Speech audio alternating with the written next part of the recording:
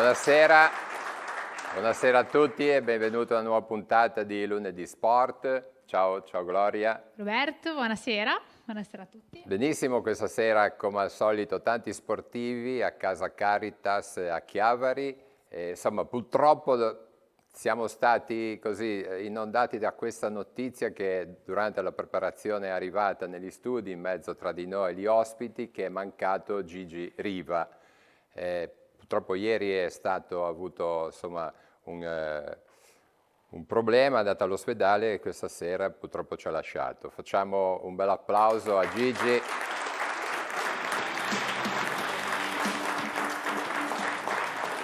Perché magari alle generazioni un pochino con qualche cappello in bianco, Gloria, ma ci ha fatto veramente vivere momenti eccezionali con la nostra nazionale, ma poi abbiamo degli ospiti che potranno dire qualcosa a riguardo. Visto che siamo nei ricordi, anche un nostro chiavarese, devo dire in questo caso, si parla di sport, si parla di ciclismo. È mancato Emilio Lanata, lo vogliamo ricordare, il segretario storico dell'Aurora Ciclismo Chiavari, presidente anche dell'Associazione Pedale Forchetta.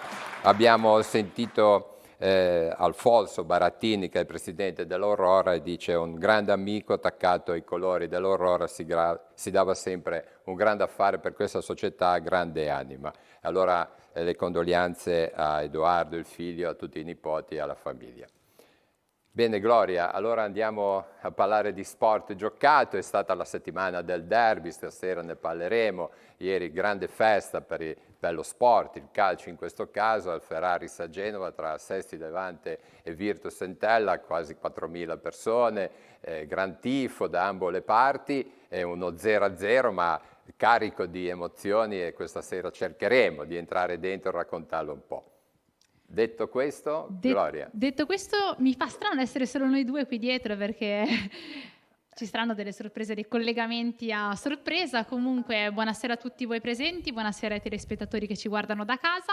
E come ogni lunedì un focus sul nostro calcio ligure partendo dalla Serie A, infatti partiamo dal Genoa, che dopo ben 3 pareggi contro Inter, Bologna e Torino sono riusciti a vincere, a portare a casa 3 punti contro la Salernitana, grazie a 2 reti, la rete di Retegui e il rigore di Gudmundsson, che diciamo che non smette di stupire questo ragazzo.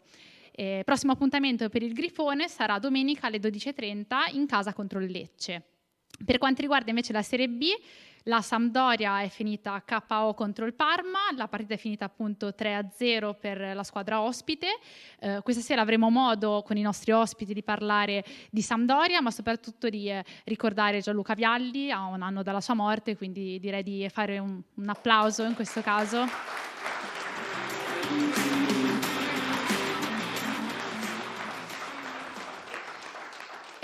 Parlando di Sampdoria, ci tenevo Roberto, scusami a farlo, saluto Nadia che è una super tifosa del Doria, mi ha detto salutami in diretta, infatti ciao Nadia.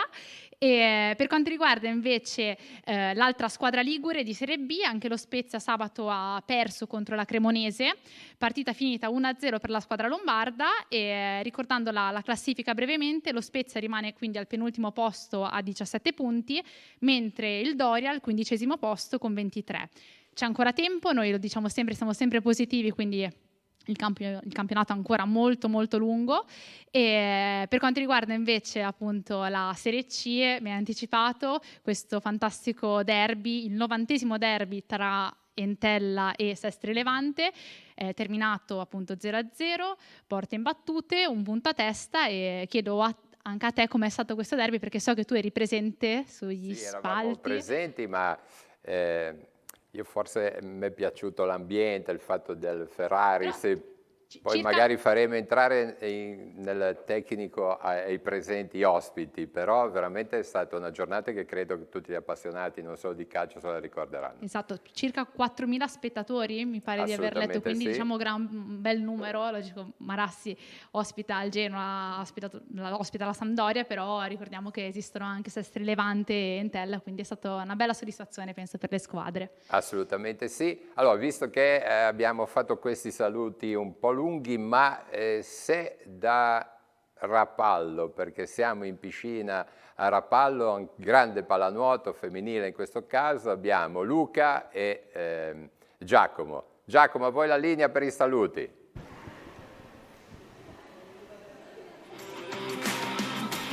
Buonasera a tutti, buonasera Roberto, buonasera agli ospiti che è in studio. Noi siamo qui dalla piscina del Poggiolino di Rapallo, dove si sta allenando la Rapallo Pallanuoto, che è la squadra femminile del Tigullio che milita nella serie più alta, la A1. Tanto Luca, buonasera, 2 parole sulla Rapallo Pallanuoto, che squadra è? Buonasera a tutti, Rapallo Pallanuoto è la squadra femminile, come abbiamo detto, come ha già detto Giacomo, è la squadra del Tigullio che è più in alto nelle classifiche, in A1 e seconda in campionato in A1, ed è una squadra di una grandissima tradizione, ecco perché ha vinto il campionato italiano, ha tanti campionati a livello giovanile e ha delle giocatrici che sono nel giro della nazionale, poi andremo a conoscerle, quindi direi che era doveroso venire qui a Rapallo in piscina da questa squadra così formidabile. Presto sentiremo l'allenatore e le giocatrici. 2 cose sul campionato di A2 maschile che... Visto che stasera appunto parleremo della 1 femminile, sul campionato di A2 maschile, bene Chiavari e Lavagna che vincono la partita, un prossimo turno che sarà bellissimo perché il Chiavari ospiterà il Torino in una partita tra le 2 squadre terze a pari punti, mentre il Lavagna invece andrà a far visita alla Florenza prima a punteggio pieno, una partita difficile, ma il Lavagna adesso sta giocando bene in ripresa, quindi secondo me potrà farsi valere anche una vasca difficile come quella di Firenze. Dalla piscina del Poggiolino di Rapallo per adesso è tutto, ci risentiamo tra poco. Benissimo, allora un bel applauso alla pallanuoto. Andiamo a presentare gli ospiti, abbiamo i colori della Bocciofila Chiavarese qua rappresentati da Antonello Solari che è allenatore, Fausto Podestà che è il presidente e Arianna Carbonara che è il responsabile del settore giovanile. Poi avete già capito forse da qualche immagine, vedete gli striscioni della Sampdoria, abbiamo in rappresentanza, appunto come dicevamo prima, nel ricordo di Gianluca Vialli, diversi club e almeno un po' di rappresentanti del nostro comprensorio e abbiamo qua Eugenio Gasparino che è responsabile comunicazione Federal Club Sampdoria. Grazie Eugenio. Poi abbiamo 3 grandi firme. E parlo di giornalisti, Enrico Valente, giornalista del Secolo e Gazzetta dello Sport. Ciao Enrico. E poi abbiamo i 2 che ci accompagnano giornalmente sulle pagine del Levante Sport parlando di Virtus Entella e Sesti Levante. Dunque questa sera le persone più adatte e esperte per parlarne del derby Sesti Levante appunto e Virtus Entella che è Domenico Marchigiani e Danilo Sanguinetti. Buonasera. Vogliamo fare un saluto anche alle prime file e vedere un po' chi c'è in platea. Dopo entreremo nel merito, comunque faccio questa carrellata, abbiamo diversi club infatti della Sampdoria, Borghetto di Vara, Lavagna, Rapallo, Recco, Val Davito e Val Graveglia, qui appunto molti dicono che non ho una grande pronuncia però e Val Petronio. Molto bene. Invece non in blu cerchiato ma sempre in blu abbiamo da questa parte la Chiavarese Bocce, quindi un grossissimo applauso anche per loro.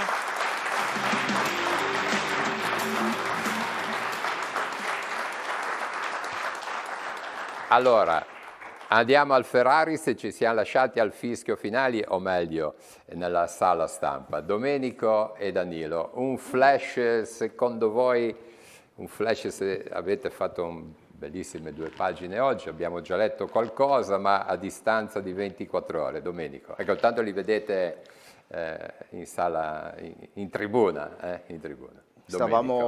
Oggi stiamo meglio di ieri sicuramente. C'è un po' meno freddo. Aria.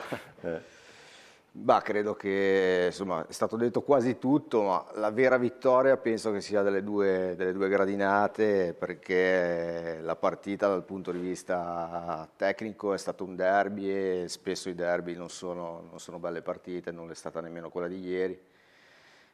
Forse ecco, vedi quella del Sestri, veramente sembrava una specie di nord del Genoa. Sì, esatto. I colori sono gli stessi. Diciamo ai punti ha fatto qualcosa di più Lentella, ma il calcio, cioè, se non si segna non si vince, per cui Lentella in questo momento è una squadra che ha un problema lì e fa molta fatica. Credo che poi alla fine il pareggio sia un risultato che tutto sommato vada bene a entrambe le squadre. Lentella aveva anche lo scheletro della partita dell'andata che se l'è portato per molte settimane e ha creato tutto quello che noi sappiamo, uno sconquasso difficile Ecco, qua da invece digerire. vediamo, lascia pure dalla regia, vediamo i tifosi un po' messi da una parte, ma si sapeva, no? Non alla gradinata sud, ma in questo lato degli ospiti. No? La prefettura, qualcuno si è chiesto che sia stato il Sestri, è una scelta della questura per tenere aperte più strade, si fa sempre in questo caso a Marassa. Ecco. Scusa Domenico che ti ho interrotto sulle immagini belle di... No, dicevo, insomma, la vera vittoria dei tifosi, perché poi al di là della rivalità, degli sfottò, delle parole che volano, io poi, come ho scritto stamattina, credo che il Sestri Levante abbia bisogno dell'Entella come l'Entella del Sestri Levante, perché comunque in un campionato sono tra le realtà più piccole di questo campionato, perché poi se pensiamo, cioè era impensabile fino a qualche anno fa di giocare col Pescara, col Perugia, ora sta diventando una normalità ed è una bella normalità. Danilo, al fischio finale c'è stato qualche secondo di silenzio quasi, no? Quasi a dire, ma ci sono più contenti o scontenti? Tu che impressione hai avuto? No, andava bene a tutti. Guarda Roberto, io sono noto per non azzeccare mai un pronostico, nemmeno per sbaglio. Questo qui, diciamo a persone in alto loco delle due squadre, gli avevo già pronosticato venerdì come finiva, perché si sentiva che era uno scontro di due impossibilità, cioè era meglio, in questo caso c'era una volta tanta ragione Buffon, che meglio due feriti che un morto. Nessuno dei due conveniva rischiare troppo. Lentella ha fatto qualcosa di più perché è più cioè fisicamente in questo momento comunque la qualità della sua rosa è maggiore, doveva provare anche a riscattare l'andata che fu uno vero shock, perché l'andata fu uno shock. Ci ha provato, devo dire che ha trovato un Sestri, paradossalmente la cosa che fa pensare che il Sestri del ritorno che ha fatto 0-0 l'ho visto più forte, più squadra, più maturo, più professionista del Sestri dell'andata che pure ha vinto. Perché allora vinse molto il Sestri, perse parecchio Lentella, perché c'era una situazione probabilmente interna non idilliaca. Questa volta Lentella era compatta, determinata, concentrata, il Sestri l'ha capito velocemente, il suo allenatore, che è veramente un allenatore sorpresa, una grande sorpresa di questa categoria, l'ha compreso ancora più velocemente e si è adeguato. Poi lui, come prevede il copione, ha detto che ci ha provato anche a vincere. Diciamo che lui deve mantenere un ritmo superiore a quello dell'andata. L'andata ha fatto 18 punti. 18 e 18, se la matematica non mi inganna, fa 36, non ti salvi, diretto. Vai che se va bene agli spareggi, ai play-out. Il Sestri senza campo non può permetterseli, partiamo dalla situazione pessimistica che non ce l'abbia, quindi deve fare di più. In questo momento il Sestri in 3 partite del ritorno ha fatto 4 punti, perché poi alla fine sono i numeri a contare, e ha fatto un punto in più, è in media, e quindi va bene a tutti. Domenico, c'è stato un inizio, almeno il primo tempo, la prima mezz'ora, che insomma, le difese se le sono date, non lasciavano spazio assolutamente. Poi forse in effetti nel secondo tempo, gli ultimi 20 minuti, c'è stato un po' più di rilassamento, anche di stanchezza, o sbaglio? Ma, secondo me il calcio si è molto evoluto negli anni, perché una domanda che ho fatto ieri ai due allenatori, spesso si dice che le palle inattive determinano i risultati delle partite e in realtà spesso è un concetto vero. Ieri mi sembrano battuto 15 calci d'angolo, gli attaccanti non l'hanno presa mai, quindi vuol dire che c'è stato uno studio, in settimana c'è stata tutta una situazione pianificata a tavolino. Ora con le piattaforme, con le partite, l'effetto sorpresa è diventato, anche in queste categorie, è diventato molto difficile, perché gli allenatori sanno tutto, sanno se un calciatore è un mancino, se è un destro, il movimento che fa, quindi è molto difficile sorprendere. Sanno tutto praticamente. A meno che poi l'Entella, la più grande occasione che ha avuto l'Entella ieri è un errore macroscopico della difesa del Sestri Levante.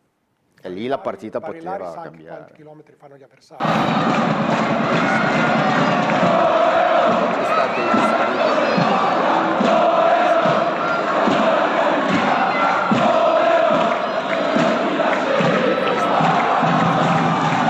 pensava che forse le persone, il tifo si sarebbe perso in uno stadio così grande, invece no. Almeno non so se dove eravamo è perché eravamo avvantaggiati, però assolutamente. No, perché Marassi, cioè, è proprio questo tipo di bomboniera che rende, se il tifo è rumoroso, soprattutto se pensi che l'Entella viaggia su un ritmo di 1000 spettatori a partita, il Sestri a 0 spettatori a partita, quando ne ha avuto qualcuno. Infatti io oggi leggevo, ha detto no, ma 3752 paganti. Gli ho detto, ma 7.752 paganti sono più di zero. Infatti qualcuno ha detto i 2 derby di quest'anno. La vera augurio è che ce ne sia un terzo al prossimo, perché fa bene a tutte e due. Come l'Entella ha bisogno del Sestri, il Sestri ha bisogno dell'Entella per motivarsi. E si vede che questa rivalità è una rivalità positiva. Bene, poi abbiamo anche le interviste e palleggeremo un po' su questo tema di fondo. Enrico, vorrei che un flash di ricordo a Gigi Riva. È un momento veramente triste per il calcio italiano. Questo è stato un fenomeno come giocatore ed è stato un bravissimo dirigente poi con la nazionale. Sembrava un uomo ruvido e scostante, ma invece aveva anche un grande cuore e ha dato molto al calcio italiano, oltre a essere il più grande cannoniere della squadra italiana di sempre, mai eguagliato. È una notizia che, come dicevi tu poc'anzi, ci ha colti di sorpresa perché sembrava che andasse tutto bene, dovesse essere sottoposto a un intervento di routine, invece questa sera è mancata. È una serata triste per il calcio italiano. Allora, parliamo di bocce, Serie A1, non so se, Antonello, tu sei uno sportivo, le vicissitudini del calcio ti coinvolgono un pochino, se no pensi solo alle bocce. Il Presidente dice qualcosa? No. Se vuoi fare un piccolo Mi coinvolgono, flash. però non lo so, per mia scelta da piccolo non tifo per squadre locali, ma bensì per una squadra milanese che attualmente è impegnata e non so se lo sta facendo l'Inter, non si sa. 0-0. 0-0, vabbè, comunque questo è un dettaglio. Ma è possibile, siamo tutti Assolutamente, tifosi per di l'amore tante di Dio. squadre. Per l'amore Magari di Dio. scegli neanche una locale, magari. Sì, certo, se da buon chiavarese non posso non tifare Entella, è chiaro. Ecco, bene. Ecco, parliamo un pochino, è iniziato il campionato di A1, Sì. Antonello subito una bella vittoria in trasferta 13-1, Ma bella 13-1. Bella vittoria perché abbiamo vinto con una diretta concorrente per i primi 4 posti dei playoff. Il NUS è una squadra che si è rinnovata tanto, si è rafforzata tantissimo e portare via una vittoria dai loro campi ad Aosta è stato veramente una cosa molto importante. Non è venuta come io volevo, come speravo che avvenisse, è avvenuta grazie un po' ai loro demeriti e a 3 o 4 episodi di grande classe da parte dei nostri giocatori, soprattutto negli ultimi 5 minuti dell'ultima partita, che hanno determinato il risultato finale. Ecco, queste sono immagini di repertorio della Bocciofila Chiavarese, che tra l'altro sabato prossimo vi verrà impegnati alle ore 14, Sì, alle 14:30. Cominciamo già a dire, 14:30. 14:30 sui campi, contro l'Ausilio di Saluzzo. Ritornando al sabato scorso, abbiamo cominciato a tastare con mano che il nostro lavoro, anche se sembra una specie di autocomplimento, comincia a dare i suoi frutti, nel senso che abbiamo pensato di poter rafforzare la squadra per poter ambire a disputare i playoff o le Final Four, come si vogliono chiamare, e abbiamo visto che il materiale che abbiamo arruolato per fare questo, per puntare a questo, ce l'abbiamo. Adesso sta a noi valorizzarlo, metterlo in campo, aggiustarlo, fare, brigare, eccetera. Però i presupposti ci sono. Antonello, farei intervenire il Presidente perché è difficilissimo questa sera, non so come l'avete convinto a venire in televisione, Fausto, Facciamo un applauso al presidente della Bocciofila, perché è stato sempre difficilissimo. Io devo coniugare sia l'attività sportiva che quella sociale, perché chiaramente la Bocciofila non è solo le squadre che partecipano ai vari campionati, ma è anche un po' una fonte di aggregazione sociale dove vengono tutti i giorni 50-60 soci che si smazzano la giornata. E poi chiaramente si segue tutta l'attività che è l'attività di A1, l'attività che vediamo una bella rappresentanza giovanile qua. che abbiamo impostato da 2 anni a questa parte, che si sta sviluppando in modo, diciamo, piuttosto consistente. E poi ci sono le categorie amatoriali, la Serie D, la Serie C, cioè c'è un tourbillon per tutti i gusti. Per tutti i gusti, sì, e bisogna chiaramente far combaciare un po' tutto. Da quanti anni è che sei presidente? Io non lo so. Più o meno, dai. Sarà 20 anni. Ecco. Più o meno. Antonella, anche tu che sei nelle bocce? Ma qualche giorno, sì, cioè 34esimo campionato. 34, prima non ero presidente, ero vicepresidente, poi sono passato negli ultimi 20 anni presidente. Ecco, vedete tanto i colori che nelle nostre spalle in video, insomma, benissimo. Cerchiamo di fare, abbiamo fatto una carrellata un po' lunga questa sera, ma arriviamo. E poi abbiamo Rapallo in linea, ma prima Eugenio. Come presenti i club del nostro comprensorio? Qua ce n'è una bella rappresentanza.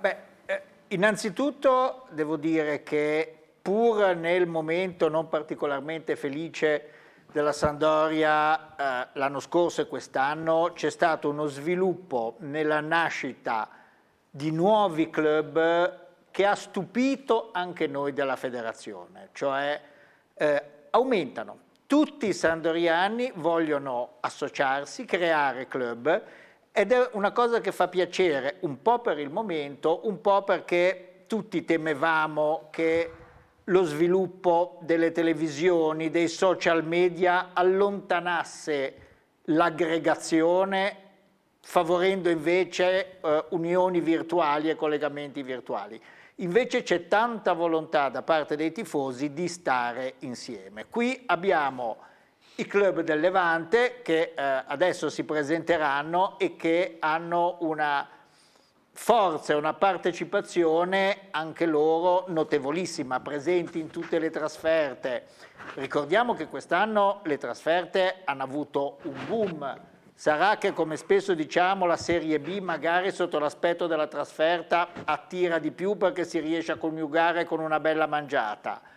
Sarà che ci sono ben 10 trasferte sotto i 250 chilometri e questo favorisce, però veramente la tifoseria ha dato prova di un attaccamento e quindi direi che si possono presentare da 6. Allora, vediamo di fare i primi 2 rappresentanti, Gloria, andiamo a conoscerli. Allora, guarda, io partirei da Rapallo, visto che prima abbiamo parlato comunque di Gianluca Vialli. A Rapallo è stata inaugurata una strada, un viale, e posso solo che andare appunto dal presidente Stefano Cataldi del Sampdoria Club Francesca Mantovani. Buonasera. Vorrei chiederti un ricordo che hai di Gianluca Vialli e appunto come è stato a organizzare il corteo a Rapallo per l'inaugurazione appunto della via. Certo, intanto buonasera a tutti.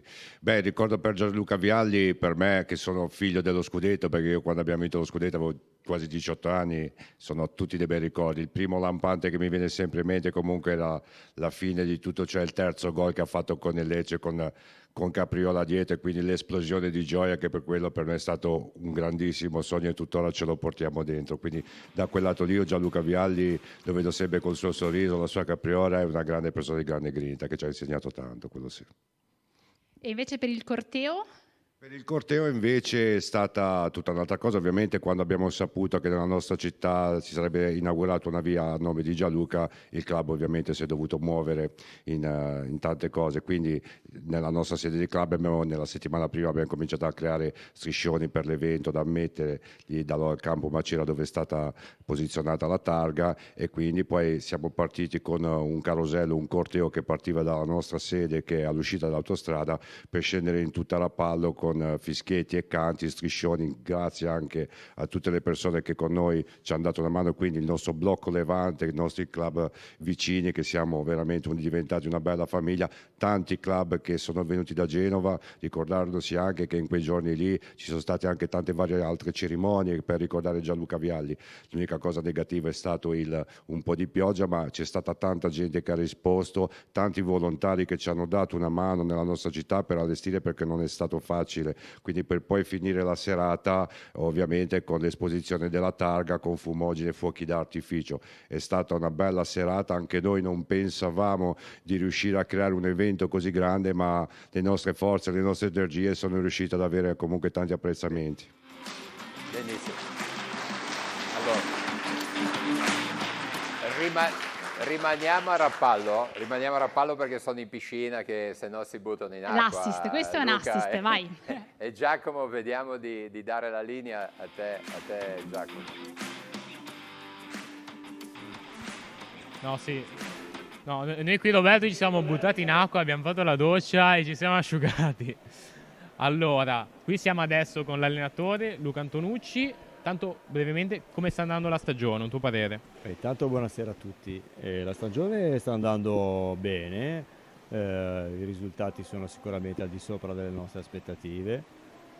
Non ci dimentichiamo che 2 anni fa, a causa Covid, abbiamo scelto volutamente di retrocedere in A2 per ristrutturare un po' la nostra stagione dal punto di vista, la nostra società dal punto di vista proprio organizzativo.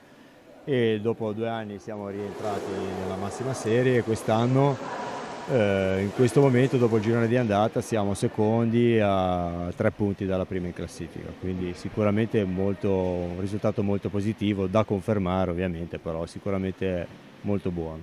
Luca?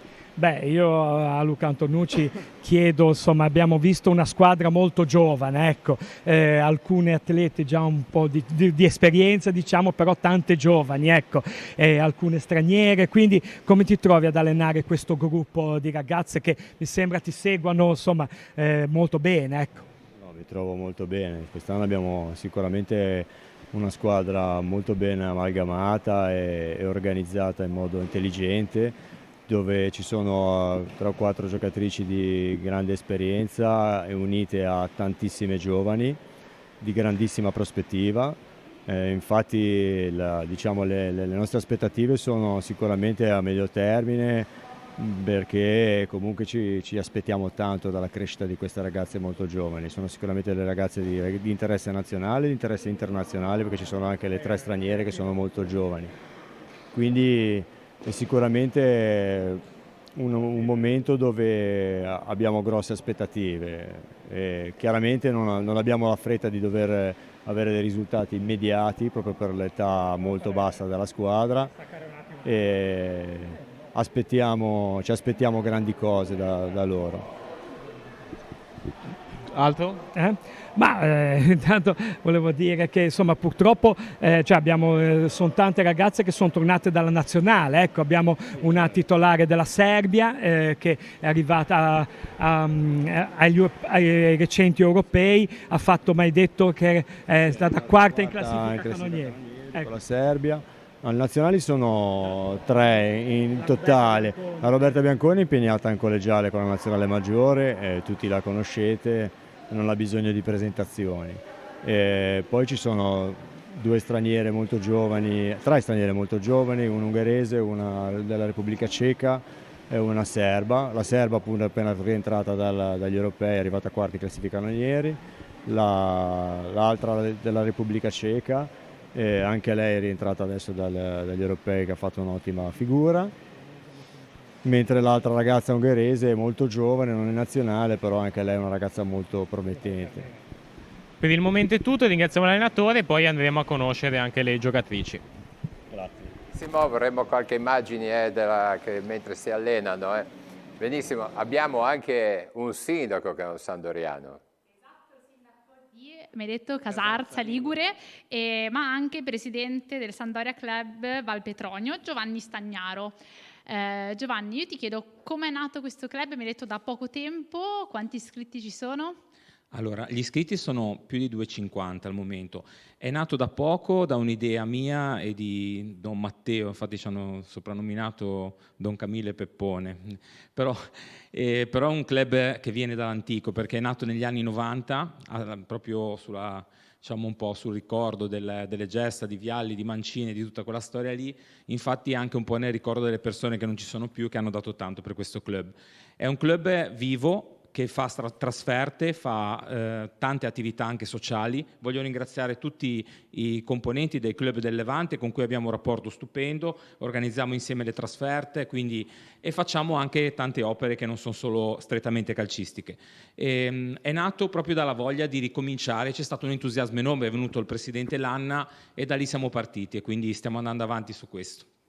Complimenti allora. Bene, sentiamo ancora al volo. Basta Moruzzi Celestino. Celestino Moruzzi, il vicepresidente del club Borghetto di Vara. Vi chiedo che attività svolgete?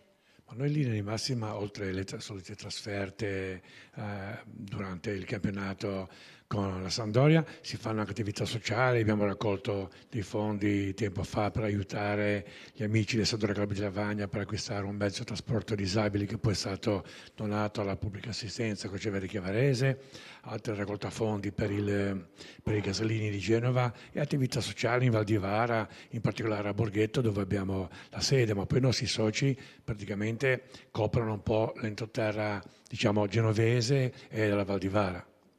Grazie mille. Posso fare l'ultimo appunto, sì. Visto che parlavamo, è dato un applauso giustamente.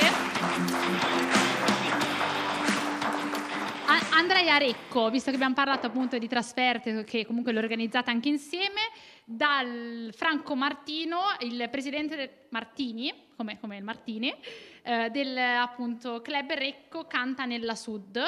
E una curiosità mia, qual è la trasferta più strana che avete appunto organizzato? A Brema, col Werder Brema, è stata una trasferta oceanica lunghissima, piena di imprevisti, tipo siamo saltati dalla dogana svizzera, ci hanno rincorso con la polizia, ci hanno fermato all'autogrill con i cani lupo, circondato il pullman. Una barzelletta. E all'ultimo, per non finire, c'era il cartello Brema-Berlino, sono andati a Berlino gli autisti, quindi è stata fantastica. L'avete vista alla fine la partita? Siamo arrivati a un quarto d'ora dall'inizio mentre gli altri giravano per Brema tutto il giorno, è stato fantastico. Volevo ricordare una cosa, il club di Recco è vivo da tanto tempo perché a Recco c'è stato il primo presidente della Sampdoria, Piero Sanguinetti, che aveva la sua attività, la bulloneria, la famosa bulloneria, dove vi erano 300 famiglie che lavoravano lì e quindi a Recco è forte la presenza blucerchiata. Grazie mille. Allora, adesso dobbiamo andare nel settore giovanile della bocciofila con Arianna. Arianna, raccontaci un po', c'è una bella rappresentanza qua, qualcheduno li sentiremo, come va, come il gruppo ha già accennato, il presidente, sì, che avete diverse squadre. Siamo partiti appunto 2 anni fa, come dicevano loro, ed eravamo in 4 praticamente. E poi pian piano, devo dire, un po' andando nelle scuole, comunque facendo i progetti, poi facendoci anche conoscere, poi ringraziamo il Presidente perché ci ha creduto e ci ha aiutati, e poi i genitori che abbiamo creato un gruppo di validi componenti e collaboratori perché ci muoviamo veramente oramai, siamo un blocco unico. E quindi hanno dato fiducia e qua è il risultato e speriamo di continuare a crescere perché Antonello, so che vuoi aggiungere qualcosa, intanto vediamo delle immagini che sono state fatte in occasione della presentazione a San Francesco. Che ci ha dato una grossa soddisfazione. Io aggiungo solo 2 cose. La prima che questo settore giovanile è un nostro orgoglio. Le bocce non sono solo attività di alto livello, e nell'alto livello è compreso il settore giovanile.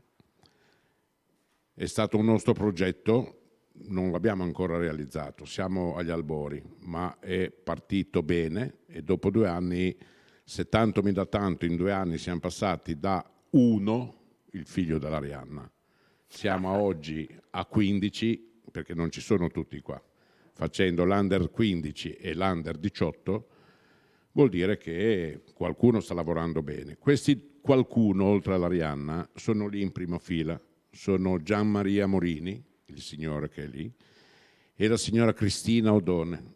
Sono 2 validissimi allenatori e preparatori e coinvolgitori di bambini. Allora andiamo a conoscere perché c'è Gloria già pronta. Io sono prontissima con Gianmaria e Cristina. Io inizierei da Cristina. Cristina prima mi ha raccontato che è pluricampionessa italiana di bocce e vorrei che ci raccontasse brevemente la sua esperienza. Buonasera a tutti, grazie di avermi invitata. L'esperienza è così fatta: io andavo d'estate a Borzonasca, dove c'era mia nonna, dove tutti giocavano a bocce, quindi abbiamo iniziato a giocare a più piccoli di loro, ed è stato sempre un passatempo estivo. Poi verso i 30 anni qualcuno mi ha detto: ma guarda che c'è un settore femminile serio, non quello estivo. E quindi tanta passione, tanto allenamento, tante rinunce, tanto impegno, un pizzico di fortuna e i titoli sono arrivati. Direi anche bravura, non solo fortuna. Un applauso a Cristina.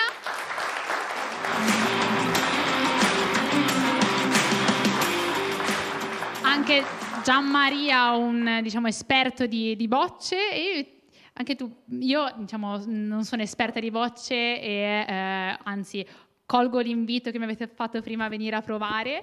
E ci sono diverse specialità, però vorrei che ci facessi più o meno un quadro delle specialità delle bocce. Dunque, le bocce hanno 3 specialità primarie: la raffa, la pétanque e il volo. La raffa è giocata principalmente in Lombardia, Emilia, centro Italia, poi nelle altre zone a pelle di leopardo. La pétanque è giocata principalmente in Liguria e in Piemonte.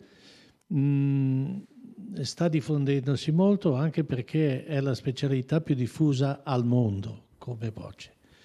E il volo è la specialità caratteristica del nord Italia, ma è praticato anche a pelle di leopardo nelle altre zone, e in Liguria, Piemonte, Veneto, Trentino Alto Adige, Friuli Venezia Giulia è proprio la specialità tipica delle bocce, ed è la disciplina più atletica delle bocce, perché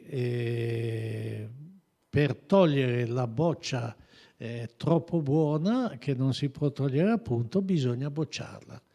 E qui subentra un po' un dato. Tanti pensano che le bocce sia uno sport per vecchi. Non è così, anche per vecchi. Ma le bocce nell'ambito del volo hanno i giochi tradizionali e hanno le cosiddette corse, che sono il tiro progressivo, la staffetta, e i bocciatori che fanno il tiro progressivo per 5 minuti consecutivi corrono da una parte all'altra tirando sui bersagli. Alla fine della prova avranno percorso circa 1500 metri, che è una delle discipline del mezzofondo olimpico. Diciamo che è un mondo da scoprire, ci sono tantissime cose che pochi sanno, e veramente molte. La dimostrazione appunto della frase che hai detto prima, che non è uno sport per anziani, è la presenza di tutti questi giovani qui oggi, quindi farei soprattutto anche un applauso a questo.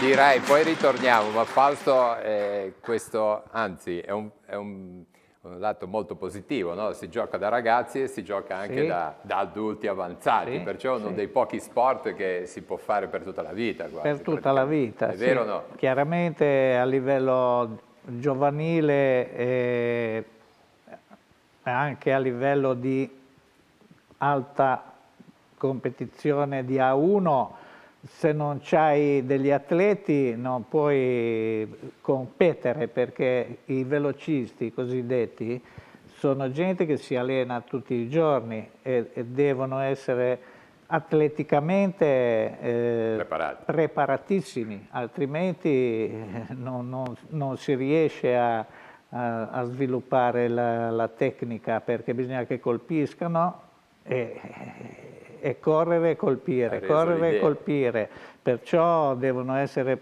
estremamente preparati.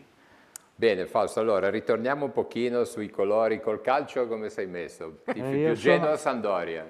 Io sono più genoano Più che genuano. sandoriano. Allora stasera fatichi un po' di più. Però sinceramente quando anni e anni indietro e cosa andavo a vedere sia la Sampdoria che il Genoa. bene, Non avevo una... avevo degli Preferenza amici, per- avevo degli amici che erano sandoriani, andavamo insieme a vedere la Sampdoria, andavo a vedere il Genoa. Ok. Allora, adesso la regia, se riusciamo ad andare a vedere le interviste, che ritorniamo al derby, ci deve essere quelle inizierà il Sestri Levante, è lo stesso, vedete voi, l'allenatore e un giocatore. E noi alla fine l'avevamo preparata per fare una partita con uscite dal basso come piace a noi, poter palleggiare, poter andare con le catene. Credo che almeno fino all'area avversaria la cosa l'abbiamo fatta bene. Poi magari lì ci è mancato forse anche lo spunto per creare qualcosa di più pericoloso. A livello difensivo non dimentichiamoci che abbiamo anche giocato contro una squadra che non prende gol da tantissimo, cioè una squadra che ha preso un gol nelle ultime 6 mi sembra. Quindi non è un caso che poi si faccia fatica non solo a finalizzare ma anche a costruire occasioni vere e proprie. Nice bella, molto bella, ma i nostri tifosi, ma anche la presenza numerosa dei tifosi dell'Entella, quindi ti dico è stata un'atmosfera molto molto bella. Mi dispiace non averla registrata, me la sono dimenticata, però penso che la rivedrò in qualche modo. Ecco, l'impressione è stata che il Sestri si è difeso molto bene, però quando veniva in attacco metteva preoccupazione a Virtus Entella. Ma io ci ho creduto fino all'ultimo anche alla possibilità di vincerla, perché l'ingresso di Omoregbe era per cercare di trovare qualcosa di diverso per andarla a vincere. Poi gli ultimi minuti, quando hanno dato il recupero, ricordandomi che qualche partita nel recupero abbiamo anche preso gol, ho fatto il segnale ai ragazzi di evitare di ricostruire dal basso e buttare qualche palla sopra per portare a casa lo 0-0. È ovvio che quando ti accorgi che non riesci a vincerla, il non perderla è già buono. Sì, è un buon punto, come dicevo prima, non abbiamo provato a creare qualcosa e non ci siamo riusciti, abbiamo concesso qualcosina, però siamo stati molto bravi, abbiamo fatto una grande partita di concentrazione, di attenzione, di sacrificio e alla fine poi nell'ultimo quarto d'ora ci siamo resi conto che non ne avevamo più magari per andare a pungere, quindi ci siamo accontentati di un punto che per noi è prezioso per muovere la classifica e arrivare all'obiettivo finale. Ecco, giocare in uno stadio, soprattutto voi che giocate nello stadio tipo Vercelli senza pubblico, avere alle spalle questa bella gradinata di Sestri Levante. È bello perché è praticamente tutto l'anno che giochiamo a porte chiuse e quindi ritrovarsi in una cornice di pubblico in uno stadio così blasonato è veramente qualcosa di bello e i tifosi vanno solo che ringraziati perché hanno risposto veramente alla grande e hanno cantato per 90 minuti, quindi un grandissimo grazie a tutti quanti.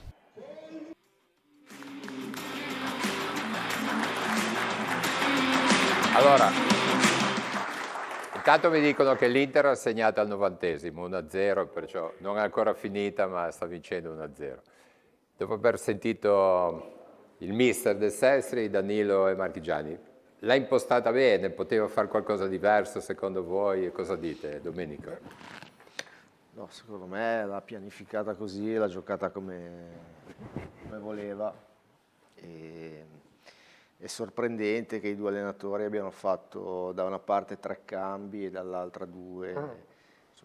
Sono segnali abbastanza particolari, no? Perché solitamente gli allenatori usano tutti i cambi, per cui c'era secondo me anche la paura di toccare qualcosa e di fare qualche danno. Che l'abbia giocata per vincere fino alla fine, insomma, secondo me ha detto un po' una piccola bugia, ma gliela perdoniamo. Danilo? No, lui raramente, quest'anno non gli ho mai visto sbagliare una partita completamente.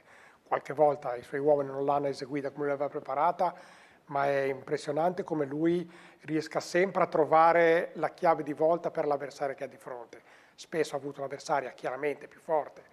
Ieri, ha ragione Domenico, se guardavamo però la differenza, che ormai nel calcio moderno conta molto la differenza di chili e di centimetri, ed era netta a favore dell'Entella, e aver subito 10 corner, non aver mai preso neanche un tiro, marcando a zona, perché Sestri marca a zona, facendo il castello, e vuol dire che c'è stato un lavoro. Poi è impressionante, è una squadra che non ha infortuni e non ha squalifiche. Il Sestri Levante, anche questo conta, nelle ultime 3 partite ha preso 3 gialli. Sembra una squadra di Angioletti, e lui non sembrava neanche un derby. Questo vuol dire che lui, oltre che nel calcio moderno è fondamentale, lavora molto sull'aspetto mentale, che è decisivo. Ecco, direi, hai toccato il fatto dei gialli, c'è stata molta correttezza, no, in campo, un derby Arbitro corretti. bravo, Bravo. Conta anche l'arbitro. Se ricordiamo quello che abbiamo visto prima, ma nemmeno la settimana discussioni, prima. Cioè, direi che sono... Ma lì sta molto anche all'arbitro. Se c'hai l'arbitro debole, il giocatore lo sente, e io ne ho visti bisogna fare i complimenti a tutti i giocatori, l'ambiente. Cioè, nei professionisti, se sentono l'arbitro debole, se lo mangiano i giocatori. Ho visto per esempio un Sestri Olbia telecomandato dalle panchine, perché l'arbitro era debole. Ieri c'era un arbitro con i controcavoli. Enrico, tu non so se segui un pochino le sorti del campionato di Serie C, Sestri o Entella, sei coinvolto? Lo seguo loro. Cosa scrivono i colleghi molto bene, e poi seguo io.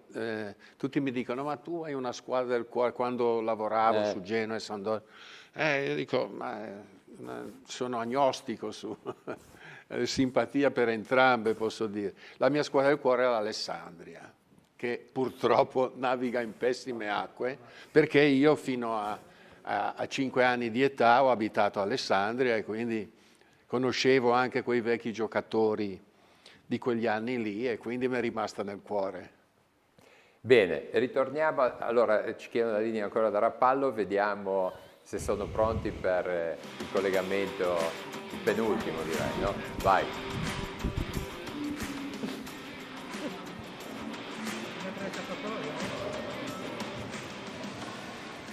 Vi dà noia stare in costume? Ecco. Vi dà noia stare in costume?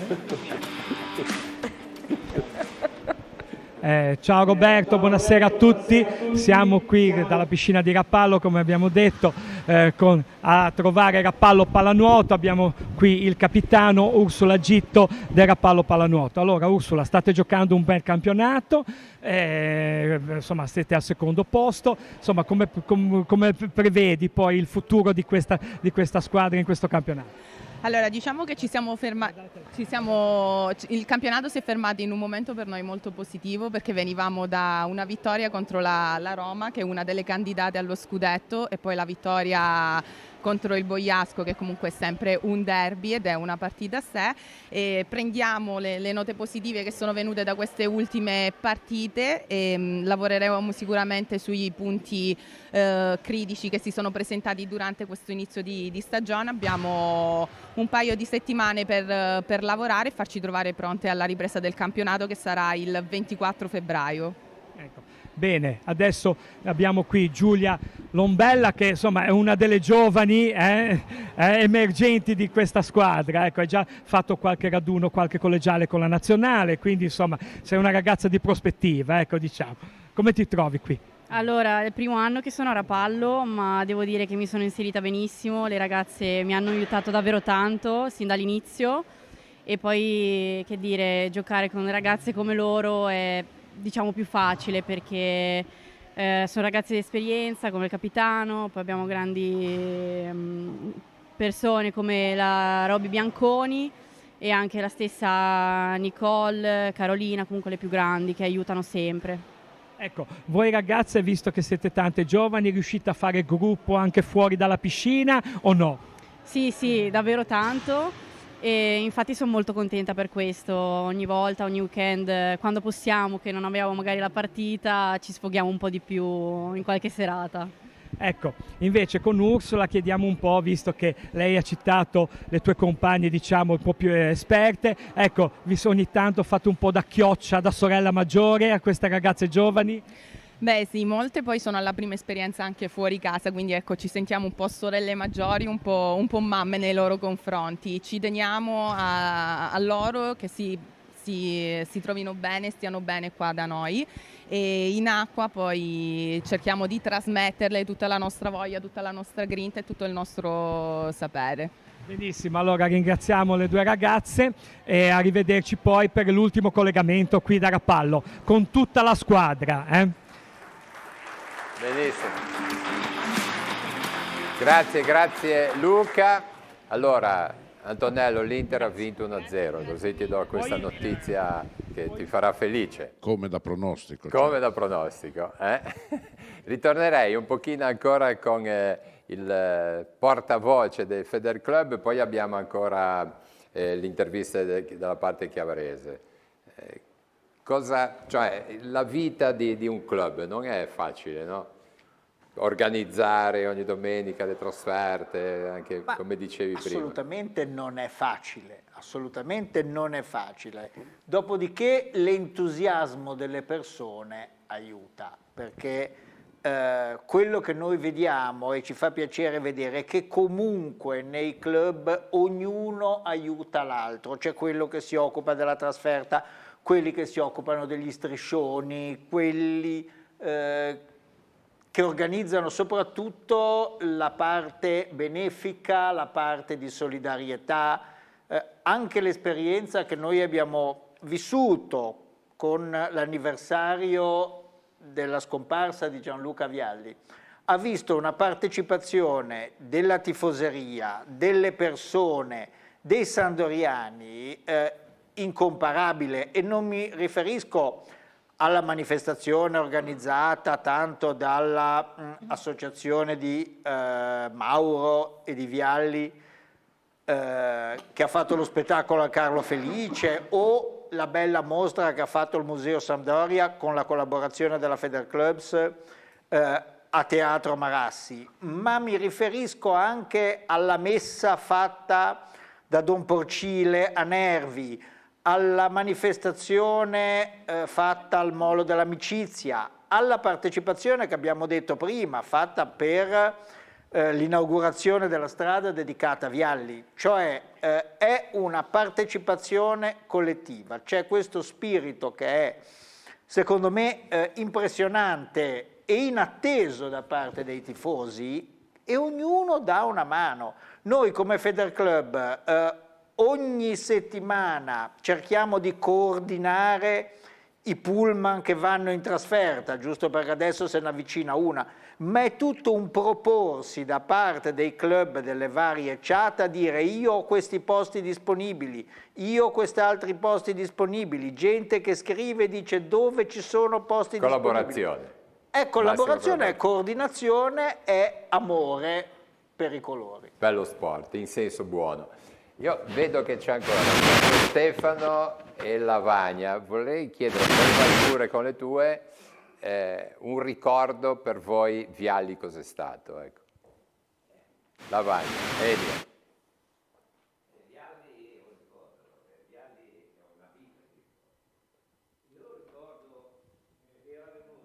Premiazione della 20 che abbiamo fatto 34 edizioni, erano delle prime, avevamo premiato Sunes, che era venuto dal Liverpool, cioè era proprio un primissimo campione, e era venuto Vialli e l'abbiamo presentato come una giovane promessa della Sampdoria. Dopo 2 anni è venuto e si è preso la rete d'argento. Cioè, per dire la persona che era, è venuto e l'abbiamo presentato come un giovane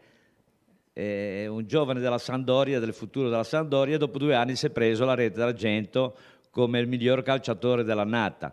E poi innumerevoli, poi vabbè, gli scudetti, questo e quell'altro, però io dico la verità, di Vialli preferisco parlarne a presente, non mi va di dire Vialli era, per me Vialli è, per me è rimasto Vialli, Miaglovic, Mantovani, persone che si dicono cosa fare, come si fa a fare il calcio, come si fa a presentarsi in giro, eccetera, eccetera, che ci hanno insegnato qualcosa. Questo è il mio pensiero di Vialli. Penso che sia abbastanza condiviso. Allora ritorniamo così, se riusciamo a andare con le interviste del mister Chiavarese ancora per i derby.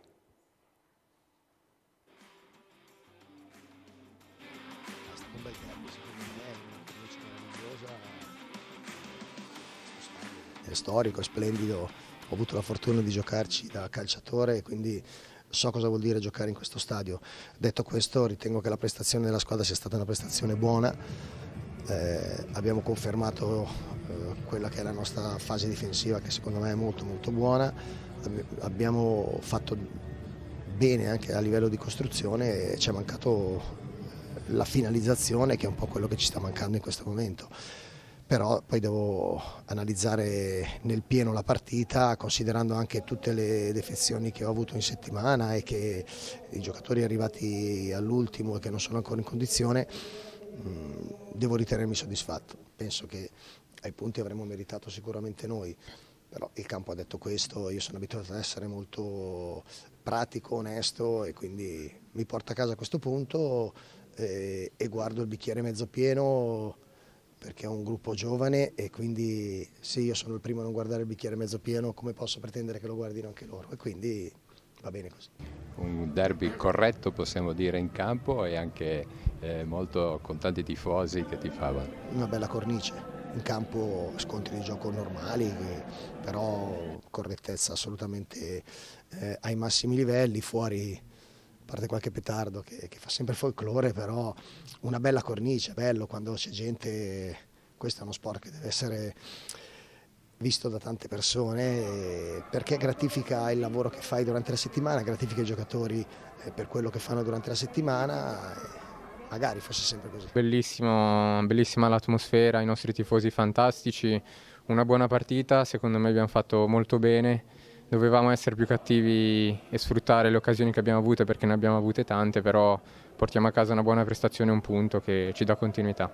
Secondo te cosa è mancato all'Entella per far gol? È mancato proprio il gol, perché abbiamo creato, abbiamo avuto tante occasioni, è mancato solo mandarla dentro.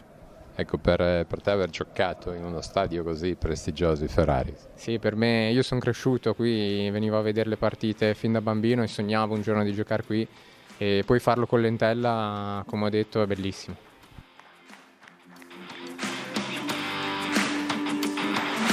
Danilo, sentendo questi pensieri. Sì, perché i giocatori, se non hai il pubblico a Vercelli, sembra di essere un acquario, senti tutto, non sembra neanche calcio professionistico. Il Sestri, ripeto, è una situazione anormale. A Chiavari invece il pubblico c'è, a volte anche molto critico, forse anche troppo, perché tutto sommato questa è una squadra che deve riniziare un ciclo, questa è una stagione di transizione, poi Mimmo ne sa più di me, ma io credo che, ribadisco, questo è un campionato che è importante arrivare in fondo bene, perché se tutte e due ce la facessero insieme si crea una sinergia, si crea un circuito di tensione positiva che, come nei circuiti elettrici, può dare spinta. Lo sport, ma non solo il calcio, proprio lo sport nel Tiguglio ne ha bisogno di un po' di movimento, un po' di un afflato di cose, perché mi sembra che negli ultimi 10, 12, 15 anni tra pallanuoto, ciclismo, penso anche agli sport di squadra, non è che stiamo vivendo dei grandissimi momenti e forse un po' di tensione fa bene. Domenico, vuoi fare una fotografia della Virtus Entella oggi? Ma più che altro forse non l'abbiamo scritto perché in tutto siamo stati travolti dagli eventi, c'erano anche tanti ragazzi del posto in campo e questo è un segnale di controtendenza, perché ce n'era nel Sestri Levante paradossalmente 2 ragazzi che sono nati a Chiavari, cresciuti nel settore giovanile di Entella, più Pane che comunque ha fatto tutto un tipo di percorso. E poi c'erano tanti ragazzi, soprattutto nella parte finale della partita, nati dall'anno 2000 in poi, c'era addirittura Lentella ha chiuso con un 2005 in campo. Tra l'altro Quindi mi sembra... sono segnali importanti, sono segnali che comunque si sta lavorando anche per portare ragazzi nuovi e che comunque anche qui si possono creare dei giocatori in casa. La settimana scorsa avete scritto, credo, all'ufficio stampa che ha visto, 11 ragazzi tra quelli in campo e in panchina, in una partita mi sembra col Pineto, adesso vorrei sbagliarmi. Sì, sicuramente sotto stanno facendo un lavoro importante, no? Sono tanti giocatori che sono passati da Lentella che ora giocano in Serie A. Il primo che mi viene in mente è Mota Carvaglio, Zaniolo, senza arrivare a Caputo che è arrivato già stagionato, ma Mota Carvaglio e Zaniolo sono venuti fuori dal settore giovanile di Lentella. Oggi uno gioca in Inghilterra, uno gioca in Serie A col Monza, sono giocatori di profilo importante. C'era ancora un intervento da quelle parti. Esatto, di concludere il nostro tour blu cerchiato con il presidente del club Val Daveto e Val Graveglia, Pier Barattini. Voi siete nati, mi hai detto, nell'anno dello scudetto, un po' di anni sono passati e ti chiedo come sono andati appunto questi anni nel club e se appunto tra di voi, cioè come se fosse una seconda famiglia, possiamo dire. Diciamo, noi siamo nati l'anno prima dello scudetto e abbiamo inaugurato, diciamo, il club con Gianluca Pagliuca che è venuto a Santo Stefano. E da quel momento lì abbiamo organizzato le trasferte, abbiamo organizzato un triangolare con le vecchie glorie dove c'era Vella, De Giorgis e altri giocatori della Sampdoria Rossinelli, abbiamo fatto i derby, abbiamo giocato contro Polisportiva Val Daveto, poi abbiamo organizzato un sacco di feste e abbiamo organizzato i tornei dei vari club dove c'eravamo 8 club del Levante. Diciamo questo è un momento molto bello perché tutti i club del Levante siamo ritrovati in quell'occasione lì, quindi abbiamo fatto, come si dice, l'unione fa la forza e speriamo di farne altri. Quindi collaborazione, diciamo che è la parola d'ordine appunto. Bene. Enrico, ti ricordi la prima intervista che hai fatto? Prima intervista che ho fatto dobbiamo andare, è troppo lontano, però no. Cioè la prima volta che hai visto la tua firma sul primo pezzo? Guarda, io qualcuno dice che c'è un pizzico di civetteria, ma dico sempre che quando ho cominciato a praticare questo mestiere avevo i pantaloni corti. Il mio primo pezzo siglato uscì sul secolo XIX nel 1961. Quindi un po' di anni fa. Proprio, ma ti ricordi chi hai intervistato? Di che cosa hai parlato? Ho parlato, collaboravo con la redazione di Chiavari, facevo dei servizi su pallavolo, pallanuoto, pallacanestro però poi quando andai a Genova, una delle prime interviste importanti che feci, lo dico con piacere perché intervistai una giovanissima Ornella Marchese, pallavolo. Campionessa di pallavolo nazionale, che adesso è qui da noi e porta avanti il verbo della pallavolo a Carasco e non solo a Carasco. E invece quella che secondo te è stata, che ti ricordi più con piacere sulla Gazzetta dello Sport? Guarda, ce ne sono diverse, ma una che ricordo per la fatica fatta e significativa era con Michael Owen, che è stato un giocatore della nazionale inglese che abbastanza e venne in Italia perché aveva uno sponsor in Veneto per roba di calzature e compagnia bella, e fu molto difficile perché era quasi sfuggente, ma la Gazzetta diceva devi farlo, e allora sei andato. Sono andato. Farei intervenire qualche giovane sulle bocce. Sono qui con Giorgia e Stella e a loro chiedo, intanto voi avete 14 anni e vi chiedo quando è che avete iniziato con le bocce e come mai, comunque è una cosa abbastanza insolita e appunto sono incuriosita da questa scelta. Allora, io ho iniziato ormai da un anno che pratico bocce e grazie a un progetto Scuola Bocce ho scoperto appunto questo sport. Quindi anche è un bene che, diciamo, la scuola, oltre a insegnare diciamo, tutte le cose magari le solite materie, aiuta anche i giovani ad aprirsi a questi sport nuovi. E passo la parola invece alla nostra giocatrice di bocce. Tu sei Stella, Giorgia, ecco, 50-50 sbagliavo. Chiedo, le gare, come stanno andando? Direi abbastanza bene, abbiamo gare molto spesso che ci portano spesso fuori Liguria e portano comunque a fare amicizia con le persone delle altre regioni, delle altre squadre, che è una cosa che fa piacere, e stanno andando bene. Io ho l'ultima curiosità, una persona che gioca a bocce, esiste il termine come calciatore, calcio, tennista, tennis? Bocciatore? Ok, era una mia curiosità e mi andava. Benissimo, grazie mille. Benissimo. Allora, ci avviciniamo alla fine, andiamo alla linea a Rapallo per i saluti, credo che ci sia tutta la squadra giù di lì. Vediamo,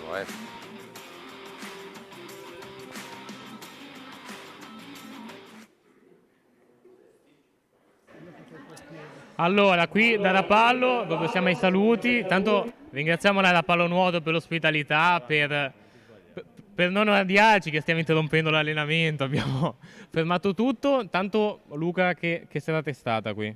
Direi una bellissima serata in compagnia di un gruppo di ragazze, di una società veramente meravigliose, allegre, simpatiche, ottime atlete, perché sono tante nazionali eccetera, quindi un gruppo che veramente dimostra come la pallanuoto sia sempre uno sport da seguire, ecco. Però sentiamo ancora qualcuno. Allora intanto c'è la ragazza qui, Lara Bianco, che vuole salutare. Un saluto a Telepace da Rapallo Pallanuoto. Benissimo, grazie. Poi facciamo un'ultima domanda a una ragazza ungherese che è qui a Rapallo. Come ti trovi qui a Rapallo? Mi trovo molto bene, amo le mie compagne di squadra. Era preparata questa, era un po' preparata, però va bene comunque, grazie. E poi ringraziamo l'allenatore Luca Antonucci. Grazie Luca a voi dell'ospitalità. Grazie a voi e ci vediamo presto. E un saluto al preparatore atletico Luciano Chiavarini e a Marco Montanari, dirigente della società. Buonasera e grazie a tutti. Ok. Benissimo, grazie a Giacomo e a Luca, vi aspettiamo, la società di pallanuoto femminile. Allora facciamo i saluti. Antonello, in bocca al lupo per tutto il campionato. Qual è l'obiettivo? Arrivare tra le prime quattro primi 4 posti. 4 posti. Per poi fare le finali a 4, le Final Four. Questo è l'obiettivo, però bene. Lui è molto pragmatico. Speriamo di riuscire. È difficile perché ci sono 2 squadre nettamente superiori per budget, per valori. Quali sono? Rovigo, No. Perosina di Vilar Perosa di Torino. E Ivrea. E Ivrea, la squadra di Ivrea. Allora, seguiremo, ci ridiamo appuntamento fra 2 o 3 mesetti. Così vediamo. Venite a vederci. Vediamo, venite a vederci. Ricordiamo sabato alle 14:30. Esatto. Sì. Grazie. Arianna invece Grazie a voi. Noi a breve iniziamo. L'attività comincia un po' più tardi, la loro, perché... Però già il mese prossimo iniziamo i primi master di tiro veloce che parlava prima appunto Gian, e quindi iniziamo. Ringraziamo anche tutti i genitori, tutta questa bella squadra della Bocciofila Chiavarese. Benissimo.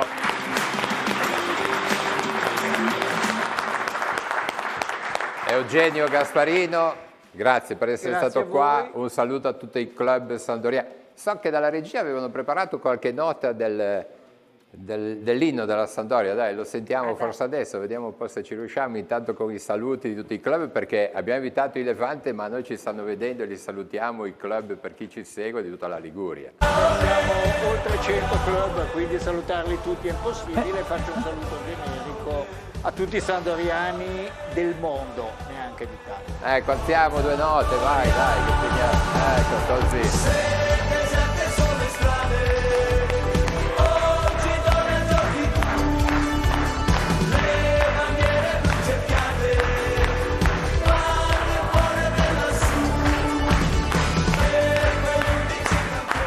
Benissimo, grazie. Io L'invito sono anche ai Adriana. club del Genuani o chi per altri, noi puntiamo a Per me portare va avanti. benissimo. Alla Mariana va Stasera bene. io sono contenta. Benissimo, grazie Eugenio.